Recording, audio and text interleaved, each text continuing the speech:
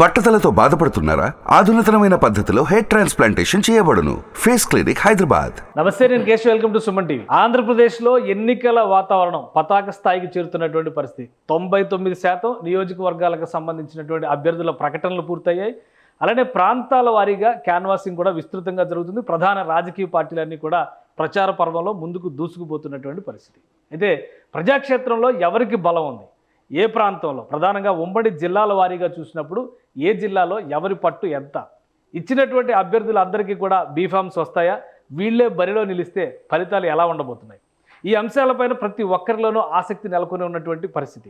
ఎన్నికల నోటిఫికేషన్కి మరొక 20 రోజులు మాత్రమే మిగిలి ఉంది. ఈ పరిస్థితుల్లో క్షేత్రస్థాయిలో ఏ పార్టీకి అనుకూలమైన వాతావరణం ఉంది అనేటువంటి అంశం పైన అనేక సర్వేలు వస్తున్నాయి. ఇదే తరహాలో సుమన్ టీవీ గతంలో ప్రసారం చేసినట్టుగానే కేకే సర్వేస్ టీంతో కలిసి మరొకసారి క్షేత్రస్థాయి నివేదికల్ని ప్రేక్షకులకు అందించేటువంటి ప్రయత్నం చేస్తుంది. అందులో భాగంగానే ఉమ్మడి శ్రీకాకుళం జిల్లాలో ఎవరి బలం ఎంత, ఏ పార్టీకి పట్టు ఉంది, ప్రస్తుతం ప్రకటించినటువంటి అభ్యర్థులే బరిలో నిలిస్తే ఎవరు గెలిచే అవకాశం ఉంది, ఈ అంశాలని విశ్లేషించేటువంటి ప్రయత్నం చేద్దాం. మనతో పాటు కేకే సర్వేస్ ఫౌండర్ కేకే ఉన్నారు. కేకే గారు నమస్కారం. నమస్తే సార్. ఉమ్మడి శ్రీకాకుళం జిల్లాలో మొత్తం 10 నియోజకవర్గాలు ఉన్నాయి. సో ఈ నియోజకవర్గాల వారీగా అభ్యర్థుల ప్రకటన పూర్తయిపోయినటువంటి పరిస్థితి, ఎవరికి వాళ్ళు ప్రచారంలోకి వెళ్తున్నారు. ఓవరాల్గా జిల్లా పరిస్థితిని కనుక మీ రిపోర్ట్, అంటే మీ గ్రౌండ్ లెవెల్ రిపోర్ట్లో చూసినా కానీ, లేదా ముఖ్యంగా ఓటర్ల నుంచి సమాచార సేకరణ జరిపినా కానీ ఎలాంటి ఫీడ్బ్యాక్స్ వస్తున్నాయి, దాని మీద ఒక రివ్యూ రిపోర్ట్ సుమన్ టీవీ ప్రేక్షకుల కోసం ఇవ్వాలి. Ready sir. శ్రీకాకుళం జిల్లాతో మనం మొదలు పెడతాం సార్. ఇంతకుముందు క్యాండిడేట్లు మొదలు పెట్టకముందు కూడా చాలా సర్వేలు చేశారు. కానీ క్యాండిడేట్స్ మొదలుపెట్టి వాళ్ళు రెడీ ప్రచారంలో దిగుతున్న తర్వాతే మనకు ఎగ్జాక్ట్ రిపోర్ట్ ఇస్తుంది. ఎందుకంటే ప్రతి ఒక్క క్యాండిడేట్కి 5,000, 10,000, 15,000, 20,000 సొంతంగా తెచ్చుకొని, ఇర్రెస్పెక్ట్ ఆఫ్ పార్టీ తెచ్చుకునే ఆస్కారం ఉంటుంది. ఏ పార్టీ అయినా, వైఎస్ఆర్సీపీ అయినా, టీడీపీ అయినా, ఎవరైనా సరే ఇంత టైం ఇచ్చి ఎందుకు ఒక అభ్యర్థిని ఎతికేదని ట్రై చేస్తాయి? మామూలు జనాలు ఎక్కువ అనుకుంటారు, ఎవరు డబ్బులు ఖర్చు పెడితే వాళ్ళకి ఇస్తారనే కాదు. వాళ్ళ ఫేస్ చూసి, వాళ్ళ మొహం చూసి, వాళ్ళు చేసిన పనులు చూసి వాళ్ళు 10,000 ఓట్లు తెచ్చుకోగలుగుతారా? యాడెడ్ అంటే పార్టీకి వచ్చే వాల్యూ కాకుండా యాడెడ్ అని. సో వాళ్ళు రాకముందే వచ్చిన సర్వేలకి ఏమవుతుందంటే ఆ ఎక్స్ట్రా 10,000, 20,000 లేకుండా వాళ్ళు ఓడిపోయారా, గెలిచేస్తారని చెప్పేస్తారు. అంటే పార్టీ బలాబలాలే కానీ వ్యక్తి తాలూకు, క్యాండిడేట్ తాలూకు బలాబలాలు దాంట్లో ఇంక్లూడ్ అవ్వవు. ఇప్పుడు రైట్గా మనం ఇన్ని రోజులు ఎందుకు వెయిట్ చేసామంటే క్యాండిడేట్లు ఒకసారి ప్రకటించిన తర్వాత ఇప్పుడు వాళ్ళ బలాబలాలు ఎలా ఉన్నాయి, జిల్లాల వారిగా మనం శ్రీకాకుళం జిల్లాలతో మొదలుపెట్టి ఇప్పుడు మొత్తం శ్రీకాకుళం జిల్లాలోనే కదా, రాష్ట్ర వ్యాప్తంగా 175 నియోజకవర్గాలకు సంబంధించి అభ్యర్థుల ప్రకటన పూర్తయింది. అంటే ఒక మెయిన్ అంటే ఓవరాల్ గా చూస్తే కనుక ఒక 3-4 కాన్స్టిట్యున్సీస్ లో ఏమైనా కొంచెం మార్పులు ఉంటే ఉండొచ్చు. సో మాక్సిమం వీళ్ళే బరిలో దిగేటువంటి పరిస్థితి ఉంది. ఇప్పుడు గ్రౌండ్ రిపోర్ట్ తీసుకోవడం లేదా ప్రజల నాడి తెలుసుకోవడానికి ఎక్కువ స్కోప్ ఉంటుంది. 100% సార్. 2 చెప్తాను సార్. ప్రధానంగా పార్టీలు ఇచ్చే రిపోర్ట్లు కూడా రాంగ్ ఇప్పుడు దాకా. ఎందుకంటే క్యాండిడేట్ని ఊపు రావాలంటే మీరు జస్ట్ ఒక 1000 ఓట్లు తేడా ఉన్నారు, 2,000 ఓట్లు తేడా ఉన్నారు, మీరు కష్టపడితే పుంజుకుంటారు అని ఒక రాంగ్ రిపోర్ట్. ఎందుకంటే వాళ్ళకి పార్టీకి తెలుసు వాళ్ళు 10,000, 20,000 వెనకాల ఉంటారని. బట్ ఎవరు ముందుకొచ్చి చెప్పరు. రెండవది, క్యాండిడేట్ అనౌన్స్ చేశాక, క్యాండిడేట్ ప్రజల్లోకి వెళ్ళాక నేను ఈ క్యాండిడేట్ని మీకు ఈ పార్టీ తరఫున పోటీ చేస్తున్నాను, నాకు సీట్ కన్ఫర్మ్. ఎందుకంటే ఎవరెవరు సీట్ కన్ఫర్మ్ అవుతాయో చాలా సీట్లు మార్చేస్తూ ఉండేవారు. కాబట్టి ఇప్పుడు ఎగ్జాక్ట్గా ప్రజలు కూడా ఇతను మా క్యాండిడేట్ వేయాలా లేదా అనేది ఇంతకుముందు కంటే ఇప్పుడు నిర్ణయం తీసుకుంటాడు. ఈ వారంలో ఇక్కడి నుంచి 1 మంత్ పాటు వాళ్ళు ట్రావెల్ చేసి అది నిలుపుకుంటాడా లేదా అనేది. ఎందుకంటే ఇప్పుడు యాక్చువల్లీ వేవ్ అంటూ ఎవరికి ఏం లేదు సార్ ఇప్పుడు. ఓకే, అంటే రాష్ట్రంలో ఇప్పుడు ఒకవైపు ఏమో వైసీపీ చాలా స్ట్రాంగ్గా ఉందంట, ఇంకోవైపు ఏమో ప్రభుత్వ వ్యతిరేకత ప్రతిపక్ష కూటమికి అడ్వాంటేజ్ అవుతుందంట. అటువంటి వేవ్స్ ఏమి కనిపించదు. అంటే ఆ రెండు మీరు చెప్పిన 2 పాయింట్లు కరెక్టే సార్. వాళ్ళకి స్ట్రాంగ్ అనుకుంటున్నారు, వ్యతిరేక ఓటు మనకు వస్తుంది అనుకుంటున్నారు. ఈ 2 పాయింట్లు కరెక్టే. నేననే వేవ్ కానీ గాలివాటం కానీ మామూలుగా ఒక జనాలు ఎలక్షన్స్లో ఈసారి మొత్తం ఈ పార్టీకి గెలిచే అవకాశం ఉంది అని ఎక్కువ అనుకుని డిస్కస్ చేసి మౌత్ పబ్లిసిటీ ఎక్కువైపోయి గెలిచేశారు అన్నట్టు చివరికి తీసుకెళ్లే స్టేజ్కి ఏం లేదు ఇప్పుడు ఏ పార్టీకి. ఇప్పుడు సోషల్ మీడియా హడావుడి కానీ, అలానే ఇతర మాధ్యమాల్లో జరుగుతున్నటువంటి ప్రచార సరళి కానీ ఇవన్నీ కూడా చాలా ఇన్ఫ్లుయెన్స్ చేస్తాయి సార్. 100% యాక్సెప్టెడ్. బట్ ప్రజలు కూడా మెచ్యూర్డ్ అయ్యారంటే వాళ్ళు చూసే ఛానల్ బట్టి ఈ ఛానల్ ఎవరిది, ఈ ఛానల్ కంటిన్యూస్గా ఉన్నాయా, లేకపోతే వీళ్ళు న్యూట్రల్గా అందరినీ సపోర్ట్ చేస్తున్నారా అని చూసి ప్రేక్షకుడు టీడీపీ, వైసీపీ ఛానల్ అనేది చూసి డిసైడ్ చేసి చూసుకుంటున్నారు. ఆ సెగ్మెంటేషన్ ప్రజలకు ఉంది. వాళ్ళు తెలియగలలేదు సార్. రోజు వీళ్ళు ఒక వీడియో చేస్తే రోజు 100 వీడియోలు చూస్తున్నారు. సో చేసేవాడికి ఎంత మెచ్యూరిటీ ఉంటుందో 100 వీడియోలు చూసి అతను కూడా అంతే మెచ్యూరిటీ ఉంటుంది. రైట్. ఇది ప్రేక్షకులు కూడా, అదే ప్రజలు కూడా ఓటు వేసే ముందర ఎవరి మీడియా ఏంటి, ఎవరికి అనుకూలంగా చెప్తారనేటువంటి విషయం పైన ఒక క్లారిటీతోనే ఇప్పుడు వస్తున్నటువంటి సర్వేలన్నింటినీ పరిశీలిస్తున్నటువంటి పరిస్థితి. ఒకసారి శ్రీకాకుళం జిల్లాలో, ఉమ్మడి శ్రీకాకుళం జిల్లాలో 10 అసెంబ్లీ స్థానాలు ఉన్నాయి. ఈ 10 అసెంబ్లీ స్థానాలకు సంబంధించి 2 పార్టీలు, ప్రధాన పార్టీలు, కాంగ్రెస్ పార్టీ కూడా ఇవాళ రిలీజ్ చేసింది లిస్టుని. బట్ ప్రధానమైనటువంటి ప్రత్యర్థులుగా మిగులుతుంది తెలుగుదేశం, అలానే వైసీపీ కూటమి, అలా లేదా తెలుగుదేశం కూటమి, వైసీపీ.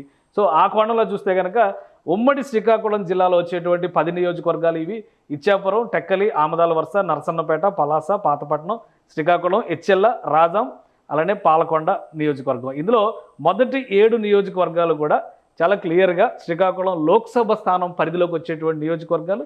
ఆ తర్వాత 2 నియోజకవర్గాలు కూడా, అంటే ఎచ్చెర్ల, రాజాం నియోజకవర్గం విజయనగరం లోక్సభ పరిధిలోకి వచ్చేటువంటి నియోజకవర్గాలు. ఇక పాలకొండ ఎస్టీ రిజర్వ్డ్ నియోజకవర్గం వచ్చేసి అరకు పార్లమెంటు స్థానం పరిధిలోకి వచ్చేటువంటి నియోజకవర్గం. ఇది ఓవరాల్గా మనం ఉమ్మడి జిల్లా కేటగిరీలో తీసుకుంటే కనుక 10 జిల్లాల లెక్క ఇది. ఓన్లీ శ్రీకాకుళం పార్లమెంటు పరిధిలో తీసుకుంటే ఇచ్చాపురం, ఇక్కడ పిరియ విజయ వైసీపీ నుంచి బరిలో దిగుతున్నారు. అలానే బెందాళం అశోక్ అక్కడ బరిలో దిగుతున్నటువంటి పరిస్థితి ఉంది తెలుగుదేశం పార్టీ నుంచి, అంటే కూటమి అభ్యర్థిగా. ఇక టెక్కలి దువ్వాడ శ్రీనివాస్ వైసీపీ నుంచి బరిలో దిగుతున్నటువంటి పరిస్థితి ఉంది. అలానే కింజరాపు అచ్చెన్నాయుడు అక్కడ తెలుగుదేశం పార్టీ అభ్యర్థిగా బరిలో దిగుతున్నారు. ఇక ఆమదాల వరుస నుంచి present speaker Tammineni Sitaram YCP నుంచి బరిలో దిగుతున్నారు. కోన రవికుమార్ పాత ప్రత్యర్థి తెలుగుదేశం పార్టీ నుంచి బరిలో దిగుతున్నారు. నరసన్నపేట నియోజకవర్గం నుంచి ధర్మాన కృష్ణదాస్ వైసీపీ నుంచి బరిలో దిగుతున్నారు. తెలుగుదేశం పార్టీ నుంచి బొగ్గు రమణమూర్తి బరిలో దిగుతున్నారు. పలాస నుంచి చూస్తే డాక్టర్ సీదిరి అప్పలరాజు మంత్రి, ఆయనకి ప్రత్యర్థిగా తెలుగుదేశం పార్టీ నుంచి గౌతు శిరీష, గౌతు ఫ్యామిలీ నుంచి ఆమె బరిలో దిగుతున్నారు. ఇక పాతపట్నం చూస్తే కనుక రెడ్డి శాంతి, అలానే తెలుగుదేశం పార్టీ నుంచి మామిడి గోవిందరావు బరిలో దిగుతున్నారు. శ్రీకాకుళం నియోజకవర్గంలో ధర్మాన ప్రసాదరావు వైసీపీ నుంచి, టీడీపీ నుంచి గొండు శంకర్ బరిలో దిగుతున్నారు. ఎచ్చెర్ల గొర్రె కిరణ్ కుమార్ వైసీపీ నుంచి బరిలో దిగుతుంటే, ఎచ్చెర్లలో ఆసక్తికరంగా ఈసారి బీజేపీ బరిలో దిగుతుంది. నడకుదుటి ఈశ్వరరావు అభ్యర్థిత్వాన్ని బీజేపీ ఖరారు చేసింది. ఇక రాజాం ఎస్సీ రిజర్వ్డ్ నియోజకవర్గంలో డాక్టర్ తాలే రాజేష్ వైసీపీ నుంచి బరిలో దిగుతున్నారు. కోండ్రు మురళీమోహన్, ఆయన కూడా పాత ప్రత్యర్థి, తెలుగుదేశం పార్టీ నుంచి బరిలో దిగుతున్నారు. ఇక Janasena party Palakonda ST reserved నియోజకవర్గం నుంచి అభ్యర్థిని పెడుతుంది. మొదటిసారిగా ఇక్కడ జనసేన అభ్యర్థిగా నిమ్మక జయకృష్ణ ఉన్నారు. విశ్వసరాయి కళావతి 2 సార్లు ఆల్రెడీ ఎమ్మెల్యే, అక్కడ ఆమె సిట్టింగ్ స్థానం. సో అక్కడ ఆమె బరిలో దిగుతున్నారు. ఓవరాల్గా ఇది సినారియో అనుకుంటే మొదటి కాన్స్టిట్యున్సీ ఇచ్చాపురం ఏంటి, అక్కడ ఎలా ఉంది అంటే ఇప్పుడు మొత్తం మనం డిస్కస్ చేయబోయే సార్, ఏ నియోజకవర్గాల్లో ఎవరెవరు గెలుస్తున్నారు కదా, మొత్తం శ్రీకాకుళం జిల్లాలో పార్టీ బలోబలాలు ఇలా ఉన్నాయి. ఇది చాలా క్లిష్టమైంది. ఎందుకంటే సార్ ఇది ప్రతి వారం మారుతుంది ఖచ్చితంగా. ఎందుకంటే ఒక ఎడ్జ్ 3000 4000 ఉందంటే ఎనఫ్ టైం ఉంది మనకు. పార్టీలకు కష్టమే, క్యాండిడేట్లకు కష్టమే. ఇంకా మనకు 34 రోజుల టైం ఉంది కాబట్టి ఈ 3-4 వేలు మార్చుకునే దానికి స్కోప్, అవకాశం ఏదో రకంగా ఉంది. సో మొత్తం ఓవరాల్ శ్రీకాకుళంగా డిస్కస్ చేసుకుంటున్నాం కాబట్టి 1 by 1 నియోజకవర్గం వస్తుంది సార్. ఇచ్చాపురానికి మీకు గుర్తుండే ఉంటుంది సార్, ఒక స్పెషాలిటీ, పాదయాత్ర మొత్తం చేసిన తర్వాత మొత్తం గెలుస్తాం రాష్ట్ర వ్యాప్తంగాని, చివరికి లాస్ట్లో ఒక పెద్ద మీటింగ్ ఇచ్చాపురంలో ఫినిష్ చేశారు. ఇచ్చాపురంలో టీడీపీ గెలిచినప్పుడు భారీ సభ ఇచ్చాపురంలో పాదయాత్ర అయితే అక్కడ ఇచ్చాపురంలో ఆపడం జరిగింది. So sitting Bendalam MLA sir. ఇక్కడ ప్రియ విజయ ఎట్లా ఉంటుంది సార్? ఇండివిజువల్ గా చెప్పలేదు సార్, ఓవరాల్ గా మనం ఓవరాల్ గా పార్టీల పరంగా చూస్తే సిట్టింగ్ అనగానే జనరల్ గా కొంత యాంటీ ఇన్కంబెన్సీ ఉంటుంది, అంటే అతని మీద వ్యతిరేకత ఉండొచ్చు, పనితీరు. కూటమి అడ్వాంటేజ్ ఉంది సార్ చాలా వరకు ఈ ప్లేసుల్లో, కూటమి అనేది అడ్వాంటేజ్ ఉంది. ఒకటి మీరు చెప్పినట్టు సిట్టింగ్ అపోజిషన్ ఉంది. పిరి విజయ్ గారికి వైఎస్ఆర్సీపీ మంచి టఫ్ కాంపిటీషన్ ఇస్తున్నారు ఇక్కడ. రైట్, అంటే బెందాళం అశోక్ మరొకసారి గెలవచ్చు చెప్పలేము, అంటే వేవ్ని బట్టి. బట్ పిరియ విజయ్ కూడా అంత ఆషామాషిగా తీసుకునేటువంటి ప్రత్యర్థి కాదు. రైట్, నెక్స్ట్ కాన్స్టిట్యున్సీ ఒకసారి చూద్దాం. నెక్స్ట్ కాన్స్టిట్యున్సీ విషయంలో ఈక్వేషన్స్ ఎలా మారబోతున్నాయి, ఇది కూడా చాలా కీలకమైనటువంటి కాన్స్టిట్యున్సీ. టెక్కలి అనగానే ఇది కూడా ఒక నియోజకవర్గం సార్, నేను 175 మనం సర్వేస్ చేస్తుంటాం కాబట్టి, ఒకరు బాగా టఫ్గా మాట్లాడాలంటే ఒకరు కొంచెం సైలెంట్గా ఉండే నియోజకవర్గాలు ఎక్కువ ఉంటాయి. మన వైఫ్ అండ్ హస్బెండ్లో ఒకరు డామినెంట్గా ఉంటే, ఒక సైలెంట్గా ఉన్నట్టు. ఇక్కడ 2 నియోజకవర్గాల్లో 2 పోటాపోటీ అని అనుకుని, నువ్వు అన్నా ఉన్నాయి అనుకునే మాట తీరు కానీ, వాళ్ళ ఆహారం కానీ, వెళ్ళే విషయం కానీ, దువ్వాడ శ్రీనివాస్ గారు అలాగే ఉంటారు, అచ్చెన్నాయుడు గారు అలాగే ఉంటారు. రాష్ట్ర తెలుగుదేశం పార్టీ అధ్యక్షుడు. సో ప్రజెంట్ సిట్టింగ్ ఆయన మీద చాలా టార్గెట్స్ ఉన్నాయి, 100% అవినీతి ఆరోపణలు చేశారు, అరెస్టులు చేశారు. సో వీటి ప్రభావం ఎలా ఉంటుంది, అలానే అధికార పార్టీగా ఇక్కడ వచ్చేటువంటి అడ్వాంటేజ్ ఎలా ఉంటుంది? అధికార పార్టీ కంటే సార్ మామూలుగా దువ్వాడ శ్రీనివాస్ గారు ఇప్పుడు అచ్చెన్నాయుడు ఎదిరించినప్పటి నుంచి స్టార్టింగ్ నుంచి ఆ వర్గాలకన్నిటికీ ఆయనే రిప్రజెంటేషన్గా ఆ కూటమి అయితే ఫామ్ చేసుకోగలిగారు. లాంగ్ టర్మ్గా దీని అపోజిషన్లో ఉన్నప్పటి నుంచి అచ్చెన్నాయుడు మన శ్రీకాకుళంకి ఒక పెద్ద లీడరు అని లోకల్గా ఉండేటువంటి కనెక్షన్స్ ఉన్నాయి. ప్లస్ లాంగ్ టర్మ్గా ఉండడం వల్ల ఇప్పుడు ఒక పెళ్ళికో ఇంకో దానికి అవకాశం వెళ్ళినప్పుడు ఫ్యామిలీ రిలేషన్స్ కనెక్షన్స్ క్యాస్ట్ పరంగా కావచ్చు అన్ని రకాలుగా ఎక్కువ ఉన్నాయి అచ్చెన్నాయుడు గారికి సో అడ్వాంటేజ్ అది మళ్ళీ ఈసారి పనిచేస్తుందా? ఎందుకంటే ఆయన కూడా ఆల్రెడీ 2-3 సార్లు రిప్రజెంట్ చేస్తున్నారు. చూద్దాం సార్, ఓవరాల్గా మనం చెప్పినప్పుడు చెప్తాం, మీకు ఇండివిజువల్ అర్థం ఉంది. ఇప్పుడు అది గోయింగ్ అంటే లాస్ట్ టైం కూడా సేమ్ కాంపిటీషన్ కాంపిటీషన్ దువ్వాడ శ్రీనివాసే ఆయనకి ప్రత్యర్థిగా నిలబడ్డారు.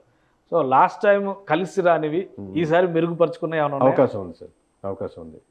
పార్టీ పరంగానా, ప్రభుత్వ పరంగానా, వ్యక్తిగతంగానా? పార్టీ పరంగా వ్యక్తిగతంగా రెండు సార్. మామూలుగా ఒక సానుభూతి నేచర్ కూడా అవకాశం ఉంటుంది. సో రైట్, టెక్కల్ కాన్స్టిట్యున్సీ పరిస్థితి, నెక్స్ట్ కాన్స్టిట్యున్సీ పరిస్థితి కూడా ఒకసారి మనం చూద్దాం. ఆముదాల వలస ఈ కాన్స్టిట్యున్సీ విషయంలో చాలా భర్జనలు జరిగిన తర్వాత సిట్టింగ్ ఎమ్మెల్యే అంటే ప్రస్తుత స్పీకర్ తమ్మినేని సీతారాం గారికి ఒక అడ్వాంటేజ్ అండి సార్. ఆయన కాంగ్రెస్ చూసేశారు, ప్రజారాజ్యం చూశారు, మళ్ళీ ప్రజారాజ్యంలో కాంగ్రెస్ కలిపారు, తర్వాత మళ్ళీ ఇది వైఎస్ఆర్సీపీ చూశారు. లాస్ట్ ఆల్మోస్ట్ అన్ని పార్టీల్లో ఉన్నటువంటి అన్ని గ్రామాల్లో మినిస్ట్రీ చేశారు. సో టీడీపీ చూశారు, పీఆర్పీ చూశారు, కాంగ్రెస్ చూశారు, వైఎస్ఆర్సీపీ చూశారు. ఓవరాల్గా అన్ని గ్రామాల్లో అన్ని నాయకులతో పరిచయం ఉంది. చూడడానికి అలా కనపడరు. ఆయనకున్న అడ్వాంటేజ్ అది.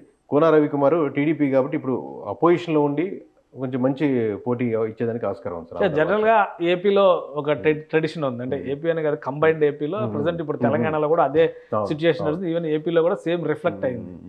స్పీకర్ గా చేసిన వాళ్ళు ఓడిపోతారు.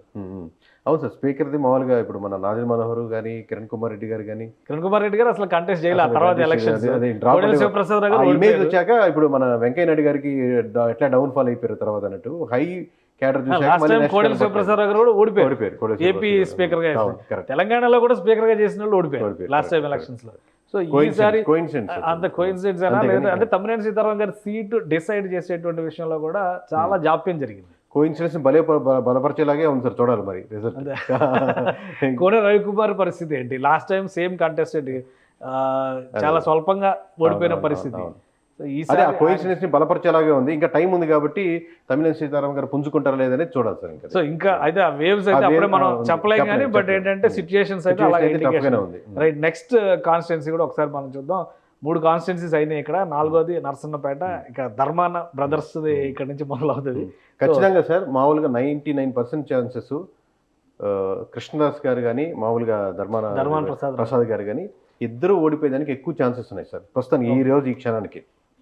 ఇప్పుడున్న పరిస్థితులు ఇంకా చెప్పాలంటే ఒకరే గెలవచ్చు కానీ ఇద్దరైతే ఎప్పటికీ ఈ ఎలక్షన్స్ లో గెలవకపోవడానికి అవకాశం లేదు సార్.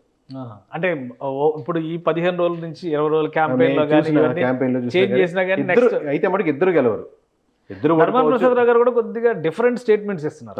అవును. కారణం ఏంటంటే ఆ అసంతృప్తి లేదా ఉండండి సార్, మామూలుగా మినిస్ట్రీ లేకపోవడం కానీ ఇబ్బంది కానీ ఇచ్చిన ఆయనకున్నంత ఎక్స్పీరియన్స్ ఉన్నంత బట్టి వాడుకోలేదనేది కానీ లోకల్ గా. సో ప్రత్యర్థి ఇక్కడ ఈక్వేషన్ ఎలా ఉంది? ధర్మాన ప్రసాద్ రావు గారు అంటే ధర్మాన కృష్ణదాస్ గారు ఒకవేళ ఓటమి అంచులోకి వెళ్తారనుకుంటే ప్రత్యర్థి బలంగా ఉండాలి కదా, ఆయన బలాలు ఏంటి? ప్రత్యర్థి బలానికంటే కూడా పార్టీ బలంకి కూటమి బలానికి అడ్వాంటేజ్ ఎక్కువ ఉంది సార్ మామూలుగా. అంటే ఇప్పుడు కూటమి కలవడం వల్ల ఎక్కువ ఎక్స్పెక్టేషన్స్ ఏం జరిగినాయి అంటే 40% తెలుగుదేశం పార్టీ ఉంటే వాళ్ళిద్దరు కలిస్తే 13% దాకా యాడ్ అవుద్ది, 15% అలా వేసారు. సో రెండు కలిపి వాళ్ళకి ఇంత పర్సెంట్ వచ్చింది, 10%, మనకి అక్కడ 40% వచ్చింది, 10+40 కలిసిపోద్ది అనేది కాదు కదా సార్.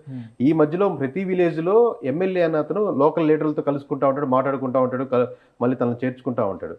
అలాగే ఈ 10%లో ఇప్పుడు మాకు 175 అని పోటీ చేస్తామని ఎక్స్పెక్ట్ చేసిన జనసేనకి దాదాపుగా 21లో పవన్ కళ్యాణ్ గారి పక్కన పెడితే 20, దాంట్లో 20లో కూడా మామూలుగా టీడీపీ తరపున పోటీ చేసిన వాళ్ళు ఒక 2-3 పక్కన పెడితే 17-16 సీట్లకి వాళ్ళు జనసేన సాటిస్ఫై అయినట్టు. సో దాన్ని వ్యతిరేకించే ఈ 10%లో కొంతమంది కోల్పోతారు. సో 10-10 గుర్తుగా అలా పడవు, కాదంటలేదు. మనకు ఎక్కువ మంది కులం బట్టో, మతం బట్టో, ప్రాంతం బట్టో, లేదా వాళ్ళ ఫాదర్స్ బట్టో ఓట్ బ్యాంకింగ్ అలాగే ఉంటుంది. ఎందుకంటే పోటీ చేసేది 2 పార్టీలు కాబట్టి ఎప్పుడు అలా ఉంటుంది. But most of the them అలాగే ఉండరని కొంచెం ఆలోచించి తెలివిగా ఇది కరెక్ట్ అది కరెక్ట్ మార్చుకుని జ్ఞానంతో వేసే ఓట్ బ్యాంకింగ్ కూడా ఉంటారు. అంటే ఇక్కడ అధికార పార్టీలో ఉన్నటువంటి నాయకులు చేసినటువంటి తప్పిదాలు కానీ పాలనలో వచ్చినటువంటి నిర్లిప్తత కానీ అది అంటే అడ్వాంటేజ్ అవడానికి అవకాశం 100%. రైట్, నెక్స్ట్ కాన్స్టిట్యున్సీ చూద్దాం ఒకసారి. నర్సన్నపేట తర్వాత పలాస కాన్స్టిట్యున్సీ డాక్టర్ సిదిరి అప్పలరాజు, అలానే గౌతు శిరీష. లాస్ట్ టైం కూడా చాలా స్వల్ప మార్జిన్తోనే ఓడిపోయినటువంటి సీట్ ఇది. బాగా ఎక్కువ మందితో కనెక్ట్ ఉంటుంటే సార్ మాట్లాడుతూ ఉంటారు సిదిరి అప్పలరాజు గారు. అంటే పార్టీ పరంగానే కాదు, ఇండివిజువల్ కూడా వ్యతిరేకించేది లేకుండా అందరితో మమేకం అవుతుంటారు. నాకు వ్యక్తిగతంగా కూడా గౌతు శిరీష్ గారితో కనెక్షన్ ఏంటంటే, నేను 7 years బ్యాక్ గౌతు లచ్చన్న గారితో ఫస్ట్ కాల్ చేయడం మొదలుపెట్టింది సార్. ఆ సర్వీస్ మొదలుపెట్టినప్పుడు ఆయన కాల్ చేస్తే పెద్ద ఆయన అయిపోయారు. అప్పుడు టీటీడీకి సంబంధించింది ఏదో ఉండేవాళ్ళు అనుకుంటారు సంథింగ్. దానికి కాల్ చేస్తే నేను చేయట్లేదండి, మామూలుగా అంత పిల్లలు చూసుకుంటున్నారు, వాళ్ళతో కాంటాక్ట్ అవ్వండి. తర్వాత వాళ్ళతో స్టార్ట్ చేయడం. సో ఫస్ట్ నాకు సర్వే వేస్తే గౌతు లచ్చన్నతో మొదలైంది అనమాట. ఆయనతో కాసేపు ఇంటరాక్ట్ అయ్యి వాళ్ళ ఎక్స్పీరియన్స్ తెలుసుకోవడం అది. సో ఈ నియోజకవర్గం కూడా మంచి టఫ్ అయితే సార్. అంటే ఈ నియోజకవర్గంలో మినిస్టర్ పైన బాగా వ్యతిరేకత ఉంది. ఇప్పుడు మావోయిస్టులు కూడా లెటర్లు రాశారు అక్కడ, అది ఉంది. ప్లస్ కొన్ని సెక్షన్స్ ఉన్నాయి సార్. ఇప్పుడు జీడి తోటలు ఉన్నాయి, దానికి అక్కడ మద్దతు ధరలు అడుగుతున్నారు. 16,000 కావాలని 26,000 సంథింగ్ నెంబర్ ఉంది. సో ఆ కూటమి అంతా కొంచెం అపోజిషన్గా ఉంది కొంతమంది. దానికి ఏ పార్టీ వచ్చినా, టీడీపీ కదా వైసీపీ వచ్చినా ఒక ప్రణాళికంగా ఎందుకంటే మనం జీడిపప్పు కొనేదాన్ని కష్టపడిపోతూ ఉంటాం. పలాస జీడిపప్పు చాలా మీకు ప్రసిద్ధి, ఫేమస్. కానీ అక్కడ ఉన్న లోకల్ ఫ్యాక్టరీస్ కూడా బయటికి తెస్తూ ఉంటారు. ఈ విధంగా లోకల్ ఇష్యూస్ చాలా సమర్థవంతంగా సాల్వ్ చేయలేకపోతున్నారు సార్. ఎవరైనా గెలిచిన నాయకులు వచ్చి ముందుకు సాల్వ్ చేస్తే వాళ్ళు సాల్వ్ అవుతుంది. అంటే పనిలో పనిగా వాళ్ళ రిప్రజెంటేషన్ కూడా మీకు ఇచ్చారు. అంటే ఇంకోటి, శిరీష్ గారి గ్రాఫ్ ఏమన్నా పెరిగిందా? కూటమి మీదే మళ్ళీ డిపెండ్ అవ్వాలా? ఎందుకంటే ఇది కూడా 4th phase Telugu Desam party announce చేసిన టికెట్ చివరి వరకు పెండింగ్ పెట్టారు. శిరీష్ గారి గ్రాఫ్ పెరిగింది సార్. కానీ శిరీష్ గారు ఇండివిజువల్గా బయటకు వచ్చి తన ఓన్ ఐడియాస్తో ముందుకెళ్ళి అంటే ఇంకా బాగుంటుంది. ఒక చట్టంలో కాకుండా తనే ఫ్రంట్ అండ్ ఫేస్గా అవుతే బాగుంటుందనే ఉద్దేశం సార్. మనకి ఐడియా అనిపించింది. అంటే ఒక tough contest, tough contest. Right, next constituency చూద్దాం మనం. పలాస తర్వాత పాతపట్నం కాన్స్టిట్యున్సీ, మామిడి గోవిందరావు తెలుగుదేశం పార్టీ నుంచి, Reddy Shanti sitting.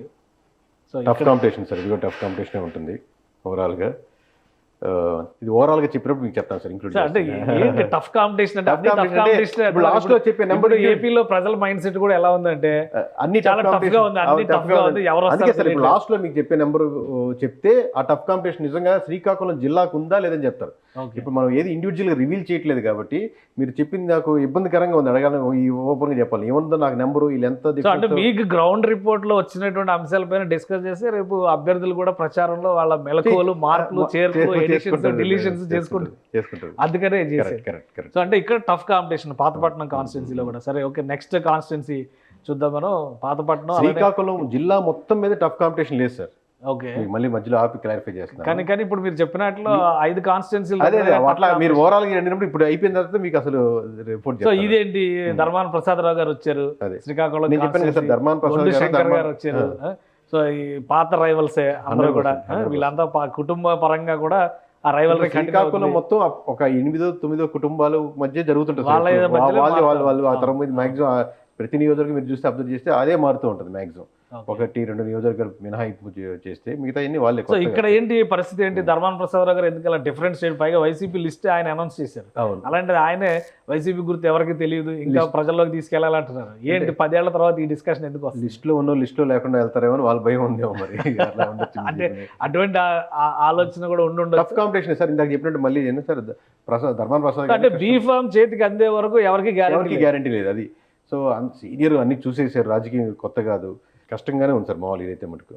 Right, next constituency చూద్దాం. ఇక్కడ వరకు శ్రీకాకుళం లోక్సభ పరిధిలో ఉన్నటువంటి అసెంబ్లీ కాన్స్టిట్యున్సీస్ పూర్తయింది. నెక్స్ట్ కాన్స్టిట్యున్సీ వచ్చేసి విజయనగరం జిల్లాలోకి వెళ్ళినటువంటి కాన్స్టిట్యున్సీ. ఉమ్మడి శ్రీకాకుళం జిల్లాలో ఉంది, అయితే లోక్సభ స్థానం వచ్చేసి విజయనగరం పరిధిలో ఉంది. విజయనగరం లోక్సభ పరిధిలో ఎచ్చెర్ల కాన్స్టిట్యున్సీ ఇది.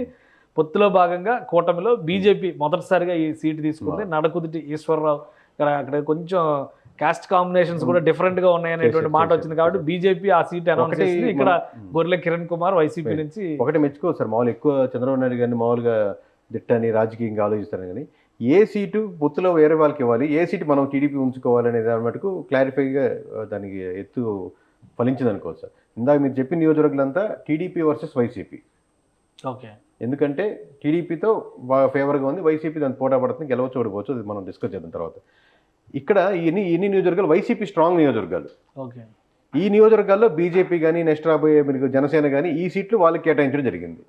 సో సో అంటే ఇప్పుడు మీరు అంటుంది ఎలా ఉందంటే ఇక్కడ రివర్స్ లో మీరు అంటే ఇంకో రకంగా అంటే ఏ ఓడిపోతారో అవే టీడీపీ ఇచ్చింది అదే సార్ ఓడిపోతున్నారని కాదు, కష్టపడేందుకు ఎక్కువ అవకాశం ఉండదు వాళ్ళకి. ఓకే, అంటే వాళ్ళు ప్రూవ్ చేసుకోవాలంటే ప్రూవ్ చేసుకునేందుకు వాళ్ళు స్కోప్ ఇచ్చారని చెప్పొచ్చు మంచిగా చెప్పాలంటే. బీజేపీ అక్కడ కంటెస్ట్ చేయడం అనేది అవును. ఎలా చూడాలి అంటే ఈ గ్రౌండ్ రిపోర్ట్ లో మీకు బీజేపీ ఎగ్జిస్టెన్స్ కానీ బీజేపీ ఫ్లేవర్ కానీ ఇచ్చర్లో కనిపిస్తుందా? బీజేపీ ఫ్లేవరు బీజేపీ ఎగ్జిస్టెన్స్ అది ఉండదు సార్. కాకపోతే అక్కడ ఏమైనా కూటమి వల్ల అడ్వాంటేజ్ పొందడమే కానీ బీజేపీ వల్లే గెలవడం అనేది అక్కడ impossible case. At least minimum percentage అనేది ఒక 10%, 5%, 7%, ఈవెన్ లాస్ట్ ఎలక్షన్స్ లో చూస్తే ఒక 10,000 ఓట్లు 20,000 ఓట్లు వచ్చి ఉంటాయి కదా కాన్స్టిట్యూన్సీ. కానీ ఈ కాన్స్టిట్యూన్సీ ఒకవేళ ఆయన ఇస్తానని వీళ్ళు ఎందుకు ప్రిఫర్ చేశారనేది కూడా ప్రజలకు వచ్చేటువంటి సందేహం. మరి ఆ నియోజకవర్గం ఎందుకు ఎంచుకున్నారో, వాళ్ళు ఎందుకు అడిగారో, బీజేపీ వాళ్ళు కమాండింగ్ పొజిషన్ లో ఉంది ఇప్పుడు. నాకు ఈ నియోజకవర్గం కావాలి, ఈ పార్లమెంట్ కావాలని అడిగి ఆల్రెడీ కన్ఫ్యూజ్ చేస్తున్నారు, కన్ఫ్యూజ్ చేశారు చాలా. 5 అనుకున్న చోట 6, 6 అనుకున్న చోట 7 తీసుకుంటానే ఉన్నారు కదా. బట్ ఎందుకు మరి ఈ నియోజకవర్గం మటుకు రాంగ్ సెలక్షన్, మరి ఎందుకు తీసుకున్నారో, మరి ఇచ్చారా సెలక్షన్ తీసుకున్నారా? ఉండదులే, వాళ్ళు తీసుకోకుండా ఇచ్చిన వాటికి కూడా టికెట్లు అనౌన్స్ చేస్తారు. మాకు నెంబర్ ఇన్ని సీట్లు నెంబర్ కావాలి అని అడిగినప్పుడు కొన్ని సీట్లు తప్పకుండా టీటీగా ఉన్నాయి కూడా ఇచ్చేయాల్సి వస్తుంది. అట్లా తీసుకున్నారేమో అనుకుంటున్నాను. రైట్, మేబీ కావచ్చు. కాకపోతే ఏంటంటే తెలుగుదేశం ఎప్పుడో అనౌన్స్ చేసిన అరకు సీటుకి వీళ్ళు అనౌన్స్ చేశారు, అనపర్తి సీటుకి క్యాండిడేట్ అనౌన్స్ చేశారు. కాబట్టి ఆ చొరవ ఉన్నప్పుడు జనసేన విజయవాడ వెస్ట్ అనుకుంటే మాదే ఆ సీట్ అని చెప్పి ఆల్రెడీ అనౌన్స్ చేశారు. కాబట్టి ఆ చొరవ బీజేపీకి ఉంది, బట్ ఏదో స్ట్రాటజిక్ గా తీసుకున్నారేమో అని అనుకోవచ్చు. ఇది నెంబర్స్ అయితే ఆ స్ట్రాటజీ కనపట్లేదు. ఓకే, హెచ్చర్ల పరిస్థితి ఇది. నెక్స్ట్ విజయనగరం పార్లమెంట్ లో వచ్చేటువంటి కాన్స్టిట్యున్సీ ఇది రాజాం. ఇది కూడా రిజర్వ్డ్ కాన్స్టిట్యున్సీ. కొండ్రు మురళీమోహన్ పాత ప్రత్యర్థి తెలుగుదేశం పార్టీ నుంచి, ఇప్పుడు తాలే రాజేష్ ఇక్కడ వైసీపీ నుంచి కంటెస్ట్ చేస్తున్నారు. ఈ సీట్ పరిస్థితి ఏంటి? కొంచెం ఎస్సీ ఇప్పుడు వైఎస్ఆర్సీపీకి కొంచెం కాంగ్రెస్ నుంచి వచ్చింది కదా సార్ ఫేవర్గా ఉన్నప్పుడు. నెక్స్ట్ అదే ఓట్ బ్యాంకింగ్ వైఎస్ఆర్సీపీ తీసుకుంది. సో కాంగ్రెస్ ఫేవర్గా ఉంటుంది. ఇప్పుడు ఈ నియోజకవర్గాలు నేను చెప్పినట్టు ఈ నియోజకవర్గం అంతా వైఎస్ఆర్సీపీ వర్సెస్ టీడీపీ. మీరు ఫస్ట్ చెప్పిన 6 నియోజకవర్గాలు టీడీపీ వర్సెస్ వైఎస్ఆర్సీపీ, ఇవి మటుకు ఇది రివర్స్. ఓకే, ఇక్కడ వైఎస్ఆర్సీపీ వర్సెస్ టీడీపీ, అంటే టీడీపీ ఇక్కడ సెకండ్ పొజిషన్ లో ఉంటుంది. పోటీ పడుతుంది అనేది ఈ టైంలో వాళ్ళు పెంచుకోవాలి. Any possibility for revival? ఎందుకంటే లాస్ట్ టైం కూడా సీనియర్ ఆయన, అంతకు ముందర కాంగ్రెస్ గవర్నమెంట్ లో కూడా చాలా కీలకమైన పాత్ర పోషించారు. కరెక్ట్. సో టైం అయితే ఉంది సార్, కాబట్టి వాళ్ళు చూసుకోవాలి. మరి నెక్స్ట్ కాన్స్టిట్యున్సీ చూద్దాం. ఇది ఉమ్మడి శ్రీకాకుళం జిల్లాలో ఆఖరి నియోజకవర్గం పాలకొండ కాన్స్టిట్యున్సీ. ఇది కూడా ఎస్టీ రిజర్వ్డ్. ఇక్కడ విశ్వసరాయి కళావతి వైఎస్ఆర్సీపీ 2 సార్లు ఎమ్మెల్యే అదే కాన్స్టిట్యున్సీ నుంచి. Nimmaka Jayakrishna. So last minute లో అదే సార్ మామూలుగా ప్రాబ్లం ఏంటంటే ఇన్ని రోజులు వెయిట్ చేసి అక్కడ క్యాండిడేట్ లేరు అసలు. యాక్చువల్ జనసేన తీసుకున్నప్పుడు, ఇప్పుడు ఈయన క్యాండిడేట్ జనసేనలో జాయిన్ అయ్యి అక్కడ ఎమ్మెల్యే తీసుకున్నారు. ఇందాక చెప్పిన అప్పుడు అదే ఎగ్జాంపుల్, ఇప్పుడైనా ఇదే ఎగ్జాంపుల్. మరి ఎందుకు అని అలాంటి నియోజకవర్గాలు ఎంచుకుంటున్నారు? ఎంచుకున్నారా, తీసుకున్నారా? అంటే ఒక్కొక్క ఉమ్మడి జిల్లాలో ఒక్కొక్క రిప్రజెంటేషన్ ఉండాలి కంపల్సరీ కాబట్టి ఇచ్చారా?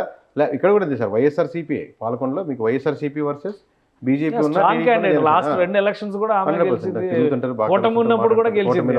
2014 కూటమిలో కూడా గెలిచారు. Plus Nimmaka Jayakrishna last time ఓడిపోయింది తెలుగుదేశం పార్టీ నుంచి. ఇప్పుడు అక్కడ తెలుగుదేశంలో ఒక వర్గశత్రుత్వం ఉంది ఆల్రెడీ. ఆమె పడాల భూదేవి అని, ఆమె నాకు సీటు కావాలా అంటుంది, ఈయన నాకు సీటు కావాలని. ఫైనల్ గా ఈయన జనసేనలోకి వెళ్ళి సీటు తెచ్చుకున్నారు. సో అది ప్రభావం ఏమైనా ఉంటుందా? సీటు మారడం, ఓటు అంటే ముందు గ్లాస్ అది లేట్ ఉండకూడదు సార్. ఇదే ప్రాసెస్ ఫస్టే చేస్తుంటే వాళ్ళకి ఎనఫ్ టైం ఇచ్చి తిరిగేస్తూ ఉంటారు.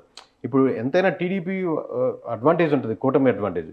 అదే ముందుగా తీసుకుంటే అసలు ఆ సీట్ ఎందుకు తీసుకోవాల్సిన అవసరం? కూటమిలో మనకు ఫేవరబుల్గా ఉన్న సీట్స్ చాలా ఉన్నాయి. ఇంకా అలాంటి సీట్ ఎంచుకోకుండా అన్ఫేవరబుల్ సీట్లోకి వెళ్ళి పర్సనల్ లేకుండా ఉండడం డిగ్రేడ్ కదా సార్, మనకు వేవ్ ఫార్మాట్గా అగెనిస్ట్కి వెళ్ళినట్టు. సో జనసేనకి అది కొంత ఎదురెత్త కింద చూడాల్సి ఉంటుంది. ఇది ఓవరాల్గా 10 నియోజకవర్గాలు శ్రీకాకుళం జిల్లాలో. సో ఏంటి ఇప్పుడు చెప్తాను సార్ మామూలుగా, ఎందుకంటే మీరు నియోజకవర్గం అడిగినప్పుడు నేను చెప్పడం కష్టంగా ఉంది, ఇంకా టైం ఉంది కాబట్టి. ఎందుకంటే మనం చాలా మనీ వెచ్చించి చాలా విలేజ్ వారీగా మనం లేదా మండల స్థాయిలో చేస్తుంటాం. అవి ఎమ్మెల్యేస్కి వాళ్ళకి సేల్ చేయడానికి ట్రై చేస్తున్నప్పుడు ఇప్పుడు ఓవరాల్గా వీళ్ళు గెలుస్తారు, వీళ్ళు ఓడుతారని చెప్పేస్తే ఆ రిపోర్టే వేస్ట్ అయిపోద్ది, ఇంత కష్టం అయిపోద్ది. ఎలక్షన్స్ దగ్గరికి వచ్చినప్పుడు చెప్పడం వేరు. కొన్ని మంది మామూలు సరదాగా చేస్తుంటారు, పబ్లిసిటీ కోసం చేస్తుంటారు సర్వేస్, వాళ్ళది వేరే విషయం. మామూలుగా వచ్చి 175 చెప్పేస్తారు మామూలు పేరుతో పేరు ఎన్ని శాంపుల్స్ తీసామని. మనం అలా చెప్పలేము, అది ప్రాబ్లం. శాంపుల్ క్రైటీరియా కూడా డిస్కస్ చేయొద్దంటారా? శాంపుల్ క్రైటీరియా చేయొచ్చు సార్. శాంపుల్ ఒక రాంగ్ నానుడు ఏంటంటే సార్, ఈ 1000 శాంపుల్స్ ఇస్తాము, మేము 2000 శాంపుల్స్ తీస్తామంటారు. ఎక్కువ శాంపుల్స్ని బట్టి దాని జెన్యూనిటీ కానీ లేదా ఎగ్జాక్ట్నెస్ ఉండదు సార్. లేదా తక్కువ శాంపుల్స్ అయితే రాదని కాదు. శాంప్లింగ్ వెళ్ళే మెథడాలజీ కానీ అడిగే క్వశ్చనర్ కానీ అక్కడ లోకల్గా ఇప్పుడు మేము ఉన్నాం సార్. మేము లాస్ట్ ఎలక్షన్స్లో 175 ముమ్మరంగా తిరిగాం, ప్రతి దగ్గర తిరిగాం. సో నియోజకవర్గానికో లేదా 2 నియోజకవర్గానికో ఒక పర్సన్ పెట్టుకొని ఆ రవి గారు మీరు ఫోన్ చేస్తే లేదా ఆయన కలిస్తే ఇక్కడ ఇది ఉందండి, ఈ క్యాస్టులు ఇటు కలిశారండి, ఇట్లా మాట్లాడారండి ఇది చెప్పి, ఆయన ఎటువంటి పొలిటికల్ అంబిషన్స్ కానీ యాస్పిరేషన్స్ లేని వ్యక్తి, ఫుల్ మనకి ఇన్ఫర్మేషన్ ఇవ్వగలుగుతారు. అలాంటి వాళ్ళు ఇచ్చే డేటా చాలా అద్భుతంగా ఉంటుంది. వాళ్ళు మన ₹1,00,000 ఇచ్చినా ఆ ఇన్ఫర్మేషన్ రాదు బయట వాళ్ళకి, అంత వాల్యూ ఇన్ఫర్మేషన్. సో దాన్ని క్రోడీకరించి ఆల్రెడీ సర్వే దాన్ని దీన్ని క్రోడీకరించి మళ్ళీ మనం మూడోసారి వెరిఫై చేసి క్యాండిడేట్స్ ప్రకటించిన తర్వాత మళ్ళీ ఆ క్యాండిడేట్ల యొక్క బలాబలాలు ఏ ఊర్లో పెరుగుతాయి, లేకపోతే కులం పరంగా క్యాస్ట్ మొత్తం పరంగా ఉన్నాయని ఇంక్లూడ్ చేస్తే ఒక రిపోర్ట్ తయారవుద్ది. కాబట్టి దాన్ని అంత సేల్ చేయడానికి ట్రై చేస్తున్నాం, ఈజీగా చెప్పలేం. కాబట్టి జిల్లాల వారీగా ఎక్కడ ఉంది, ఇప్పుడు టీడీపీ ఎలా ఉంది, వైసీపీ ఎలా ఉందో మనం డిస్కస్ చేద్దాం సార్. రైట్. ఉమ్మడి శ్రీకాకుళం జిల్లాలో ఎలా ఉంది? మొత్తం 10 కాన్స్టిట్యున్సీస్ లెక్క ఉంది. లోక్సభ నియోజకవర్గాలు వదిలే 10 కాన్స్టిట్యున్సీస్ లో ఉమ్మడి శ్రీకాకుళం జిల్లాలో ఎడ్జ్ ఎవరికి వస్తుంది? లాస్ట్ టైం ఎలక్షన్స్ లో 2 సీట్లు తెలుగుదేశం గెలిచింది, 8 సీట్లు వైసీపీ గెలిచింది. ఈసారి ఎలా ఇంచుమించుగా ఓవరాల్గా ఉమ్మడి శ్రీకాకుళంలో ఇప్పుడున్న పొజిషన్ సార్, ఎందుకంటే మన వీడియో ఎప్పటికీ ప్లే అవుతూ ఉంటుంది. ఈ రోజు ఉన్న ఒక 1 మంత్ టైంలో ఈ రోజుకున్న పొజిషన్ అయితే 7 నియోజకవర్గాలు ఖచ్చితంగా టీడీపీ గెలిచేదానికి ఆస్కారం ఉంది సార్. దాంట్లో ఒక్క నియోజకవర్గం కొంచెం టఫ్ ఫైట్లో ఉంది, అంటే 5,000 అటు ఇటుగా ఉంది. మిగతా 6 నియోజకవర్గాలు 10,000 పైనే మెజారిటీతో గెలిచే ఆస్కారం ఉంది. ఒకటి కూడా ఇంక్లూడ్ చేసి చెప్తున్నారు, కూటమి అంటున్నారు సార్. మనం టీడీపీ అంటే మళ్ళీ మీకు ఈజీగా క్యాచ్ చేసేస్తారు ఏ పార్టీ అని. సో కూటమి సీట్లు 7 నియోజకవర్గాల్లో గెలిచేదానికి ఆస్కారం ఉంది అవుట్ ఆఫ్ 10. ఒక్క 2 నియోజకవర్గాలు మటుకు వైసీపీ టఫ్ ఫైట్ ఇస్తుంది. 2 నియోజకవర్గాలు వైసీపీ వర్సెస్ టీడీపీ, అక్కడ కూటమి కూడా మంచి టఫ్ ఫైట్ ఇస్తుంది. ఒక నియోజకవర్గం మటుకు వైసీపీ గెలిచేదానికి ఎక్కువ ఆస్కారం ఉంది. సో టఫ్ ఫైట్ లో ఉండే నియోజకవర్గాలు వద్దు సార్, ఇది మామూలుగా డిస్కస్ చేసి రిమైనింగ్ డిస్కస్ చేసినట్టే కదా సార్. అంటే మిగతా విషయాల్లో క్లారిటీ ఇప్పుడు ఇది చూసి మాకు ఏదో ఇప్పుడు కొనుక్కుంటామని చెప్పేవాళ్ళు కొనుక్కుంటారు, మా ఆశయం ఉంటుంది. ఇంకొక 2-3 వారాలు పోతే అన్ని ఓపెన్ గానే చెప్తాం. ఆబ్వియస్గా ఎలక్షన్స్ దగ్గరికి వచ్చేసి ఇంక చేసేది ఏం లేదు. కాబట్టి ఇప్పుడు ఏంటంటే ఇంత వెచ్చిచ్చి ప్రతి జిల్లాలో మనం చేస్తూ ఇంత వెచ్చిచ్చేది ఏంటంటే రిపోర్ట్ ఎగ్జాక్ట్గా రావాలని. సో అంటే శ్రీకాకుళం జిల్లా, ఉమ్మడి శ్రీకాకుళం జిల్లా పరిధిలో 7 పక్కాగా తెలుగుదేశం గెలుస్తుంది. ఈ 3 లెక్సజం పోటాపోటీలో ఉన్న 2 నియోజకవర్గాలు వైసీపీ గెలిచినా, ఆల్రెడీ ఒక గెలిచే వైసీపీ 3 ఉన్నా కానీ 7 నియోజకవర్గం మటుకు పక్కా ఆస్కారం ఉంటుంది. నేను ఒకటి చెప్పాను సార్, ఒక నియోజకవర్గం 5,000 అటు ఇటుగా ఉందని. లెక్సజం అది కూడా వైసీపీ కొట్టేసింది. ఈ 1 మంత్ టైం ఉంది కాబట్టి ఈ 6 మటుకు మార్చుకోవడం కష్టం. 6 నియోజకవర్గాలు మటుకు ఈ 1 మంత్ టైం ఉంది కాబట్టి ఎన్ని ప్రయత్నాలు చేసినా కానీ 6 చోట్ల మటుకు గెలవడం చాలా చాలా కష్టం. ఇంకా మనం 2-3 వారాల తర్వాత ఎలక్షన్ క్యాంపెయిన్ టైం ఉంది, నోటిఫికేషన్ టైం ఉంది, అభ్యర్థులు మార్పుకి అవకాశం ఉంది, ఇంకా బీఫామ్స్ అంటే వాళ్ళకి నామినేషన్ చేయలేదు, చాలా ఈక్వేషన్స్ ఉన్నాయి. డిగ్రేడ్ అవుతుంది. అంటే క్యాండిడేట్ మీద వ్యతిరేకత తీవ్రంగా వచ్చినప్పుడు అంటే ఎక్సెప్షనల్ కేసు ఏదైనా జరిగి విపరీతమైన సానుభూతి వచ్చి టన్ అయితే తప్పితే 6 నియోజకవర్గాలు మారవు సార్. అంటే ఒకటి వైసీపీ నాయకులు పదే చెబుతుంది, వ్యతిరేకత లోకల్గా ఉన్న ఎమ్మెల్యేల మీద, అధిష్టానం మీద కానీ ప్రభుత్వం మీద కానీ కాదు. అందుకనే మార్పులు చేర్పులు చేస్తున్నా ఉన్నారు. సో ఇందులో మార్పులు చేర్పులు చేస్తే అది రివైవ్ అయ్యేటువంటి పరిస్థితి కానీ సమయం కానీ అంత ఉందా? తక్కువ ఉంది సార్, సమయం తక్కువ ఉంది. వ్యతిరేకత క్యాండిడేట్ మీదే కదా సార్, పార్టీ మీద కూడా వ్యతిరేకత ఉంటుంది. అది టీడీపీకైనా ఉంటుంది, జనసేనకైనా ఉంటుంది, మామూలు సిట్టింగ్ మన వైఎస్ఆర్సీపీకైనా ఉంటుంది. పార్టీ మీద వ్యతిరేకత వస్తే ఆ బరువు క్యాండిడేట్ మొయ్యలేడు. క్యాండిడేట్ అడ్వాంటేజ్ అయితే పార్టీ కూడా అడ్వాంటేజ్ ఉంటే ఆ ఊపు అడ్వాంటేజ్ ఇంకో 10,000 20,000 ఓట్ బ్యాంకింగ్ అడ్వాంటేజ్ గెలుస్తాడు. అంతేగాని పార్టీ మీద కొంచెం వ్యతిరేకత ఉంటే క్యాండిడేట్ దాన్ని తిప్పి మార్చలేదు. పార్టీ ఊపుతోంది అనుకోండి, ముక్కు మొహం తెలియని క్యాండిడేట్ కూడా గెలిచేస్తారు. కానీ ఇప్పుడు చాలా మార్పులు చేశారు కదా, ఒక 30 సీట్ల పైన 30 మందికి సీట్లు సిట్టింగ్ వాళ్ళకి నిరాకరించిన పరిస్థితి. సో ఇటు నుంచి అటు నుంచి ఇటు బదలాయింపులు జరిగాయి. దాంట్లో ప్లస్లు ఉంటాయి, మైనస్లు ఉంటాయి సార్. దాంట్లో అడ్వాంటేజ్ ఉన్నాయి. ఇప్పుడు ఇన్ని రోజులు అతను వర్క్ చేసినా చేయకపోయినా ఒక ఎమ్మెల్యే క్యాండిడేట్ లోకల్తో కనెక్టెడ్ ఉంటాడు. పీపుల్, ఆ లోకల్ కనెక్టెడ్ పీపుల్ మంచి చేయని పావు చేయని. నాకు సుబ్బారావు గారు తెలుసు, ఎమ్మెల్యే గారు మా పెళ్ళికి వచ్చారు, లేకపోతే ఇంకోటి వచ్చారు, నేను కలిస్తే మాట్లాడతారు, అప్పుడప్పుడు మేము వెళ్తాం అని ఏదో కనెక్షన్ ఉంటుంది. లేదా చావు అయినా ఇంకోటైనా సరే, ఏం వర్కులు లేకపోయినా చెప్తాను. నెగిటివ్గా ఎమ్మెల్యే క్యాండిడేటే చెప్తున్నాను నేను. అదే సుబ్బారావు అనే నెగిటివ్ క్యాండిడేట్ ఎమ్మెల్యే ఇప్పుడు వెంటనే మారిపోతే కొత్త అతను మంచి అతను వచ్చినప్పటికి కూడా స్టిల్ తను ఏ ఊరు ఏ విలేజెస్ తిరిగి ఆ కనెక్షన్ ఏర్పరచుకునేదానికి 1 మంత్ గడిచిపోద్ది. కానీ రెండు బలమైనటువంటి ఫ్యాక్టర్స్. మనం ఉమ్మడి శ్రీకాకుళం జిల్లా గురించి మాట్లాడుతున్నాం కాబట్టి ఉత్తరాంధ్రలో ఫార్ ఈస్ట్ చాలా దూరంగా ఉండేటువంటి ఇది అభివృద్ధికి దూరంగా ఉంది కాబట్టి సంక్షేమం మీద డిపెండ్ అవుతారు. ఇప్పుడు గవర్నమెంట్ ఎక్కువ సంక్షేమం ఫస్ట్ శ్రీకాకుళం నుంచే మొదలవుతుంది. అవును, అది దాని ప్రభావం ఎంత?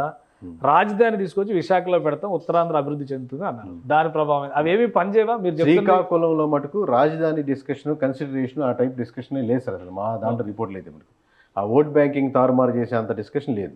ఎందుకంటే మీరు చెప్పినట్టు ఆ ఫార్ అవే ఉంటారు. ఇప్పుడు మీకు విజయవాడ సైడ్ కానీ, గుంటూరు సైడ్ కానీ, లేదా వైజాగ్ సైడ్ కానీ వీటి సైడ్ ఎక్కువ ఉంటుంది. వైజాగ్ ప్రభావం విజయనగరం వరకు పడుతుంది కొంచెం. ఓకే. శ్రీకాకుళంకి వెళ్తే అక్కడ లోకల్ సమస్యలు, అక్కడ వాటర్ సమస్యలు, మామూలుగా తాగేదానికి ఇబ్బందులు ఉండే తాగునీటి సమస్య, సాగునీటి సాగునీటి సమస్యలు వీటికే ఉన్నాయి ముఖ్యంగా మెడికల్ అండ్ హెల్త్ విషయంలో ఉండేదానికి. మామూలుగా మిడ్ నైట్ వెళ్తే మెడికల్ ఎమర్జెన్సీ ఎన్నో హాస్పిటల్స్ మేము తిరిగి చూసాం. అక్కడ ఇబ్బంది అంటే ఈ రోజు ఈ పార్టీ కానీ కదా ఇన్ జనరల్గా ఉండి జరిగే ఇబ్బంది. మీకు మనకు స్టేట్ అవతల బార్డర్ చూస్తే అప్పటికి పురుషోత్తమపురం అనే ఊరికి వెళ్ళాం. ఆ పురుషోత్తమపురంలో ఇప్పటికి పురుషులు ఉన్నారో లేదో తెలియదు కానీ మొత్తం మహిళలు వెళ్ళి ఇప్పటికీ బిందెలతో వాటర్ తెచ్చుకుంటున్నారు. అలాంటి పరిస్థితులు చూసాం. సో అక్కడ సమస్యలు ఎక్కువ ఉన్నాయి అనమాట. వాళ్ళకి లోకల్ ఇష్యూస్ ఎక్కువ. లీడర్స్ అంటే మరి అదే 10 ఫ్యామిలీలు ఉన్నాయి, మళ్ళీ పెద్దగా 10 ఫ్యామిలీస్ మళ్ళీ మారుతున్నాయి. అంతే ఈ ఫ్యామిలీ కాబట్టి ఆ ఫ్యామిలీ, ఆ ఫ్యామిలీ కాబట్టి ఈ ఫ్యామిలీ, కానీ వీళ్ళకి బిందె దబరా నీళ్లు కష్టాలకు మామూలే. అవన్నీ మామూలే. సో వాళ్ళు కూడా దానికి ప్యూరిటీ ఎక్కువ ఉన్న వాళ్ళు సార్. మామూలు శ్రీకాకుళం కంపారిటివ్లీ వేరే తక్కువ చేయడం కాదు, దూరంగా కొంచెం పచ్చదనంగా ఉండడమో లేకపోతే ఉండడం కానీ కంపారిటివ్లీ ప్రజల మటుకు ప్యూరిటీ ఎక్కువ ఉన్న ప్రజలు శ్రీకాకుళం. ఫైనల్ గా మీ లెక్క ఏంటి చెప్పండి? 10 కాన్స్టిట్యున్సీస్ లో 7 నియోజకవర్గాలు ఖచ్చితంగా టీడీపీ గెలుచుకుందని ఆస్కారం ఉంది ఈ క్షణానికి సార్. 2 నియోజకవర్గాల మటుకు వైసీపీ టఫ్ ఫైట్ ఇస్తుంది. 1 నియోజకవర్గం మటుకు టీడీపీ వైసీపీ కన్ఫామ్ గెలిచే ఆస్కారం ఉంది. రైట్. నెక్స్ట్ ఇంకొక విజయనగరం జిల్లాతో కలుద్దాం. శ్రీకాకుళం జిల్లా, ఉమ్మడి శ్రీకాకుళం జిల్లా పరిధిలో 10 నియోజకవర్గాలు ఉన్నాయి. ఈ 10 నియోజకవర్గాల్లో పక్కాగా 7 చోట్ల తెలుగుదేశం కూటమి అంటే ఎన్డీఏ కూటమి గెలుపు బావుట ఎగరేసే అవకాశాలు ఎక్కువగా ఉన్నాయి. అలానే ఈ 2 నెలల్లో ఎలాంటి ప్రయత్నాలు చేసినా కానీ అక్కడ తీర్పును మార్చడానికి మాత్రం అవకాశాలు చాలా తక్కువ ఉన్నాయని కేకే సర్వేస్ సంస్థ చెబుతుంది. మరోవైపు మిగతా 3 నియోజకవర్గాల్లో 2 చోట్ల వైసీపీ టఫ్ ఫైట్ ఇవ్వబోతోంది. 1 చోట మాత్రమే క్లియర్గా గెలుపు బావుట ఎగరేసే అవకాశాలు ఉన్నాయంటున్నారు. సో సమయం తక్కువగా ఉంది కాబట్టి పార్టీలు ఎవరికి వాళ్ళు వ్యూహాలు మార్చుకునేటువంటి అవకాశం ఉంటుంది. అలానే వాళ్ళు చేయబోయేటువంటి కార్యాచరణలో మార్పులు చేర్పులు చేసుకోవడానికి కూడా సమయం దొరుకుతుంది. సో ఏ విధంగా ఈ 40 రోజుల క్యాంపెయినింగ్, క్యాన్వాసింగ్, అలానే అభ్యర్థుల్లో మార్పులు ఏ విధంగా ఈ పార్టీలు తీసుకోబోతున్నాయి, ఫలితాన్ని ఏ విధంగా ప్రభావితం చేస్తున్నాయి అనేది వాళ్ళ చేతుల్లోనే ఉంటుంది. సుమన్ టీవీ ఇది ప్రేక్షకులకి అవగాహన కల్పించడంలో భాగంగా, అలానే గ్రౌండ్ రిపోర్ట్స్ ఏమున్నాయి, ప్రజానాడి ఆంధ్రప్రదేశ్లో ఏ విధంగా ఉంది తెలిపేటువంటి ప్రయత్నంలో భాగంగా చేస్తున్నటువంటి వీడియో మాత్రమే. ఈ సర్వే రిపోర్ట్స్ మొత్తం కూడా కేకే సర్వే సంస్థకు సంబంధించినటువంటి డేటా ఆధారంగా చేసినటువంటి వీడియో. మరొక జిల్లా, ఉమ్మడి జిల్లా పైన విశ్లేషణతో మళ్ళీ కలుద్దాం. Thanks for watching. సుమన్ టీవీలో మీ పర్సనల్ అండ్ బిజినెస్ ప్రమోషన్స్ కోసం కింది నెంబర్కి కాంటాక్ట్ చేయండి.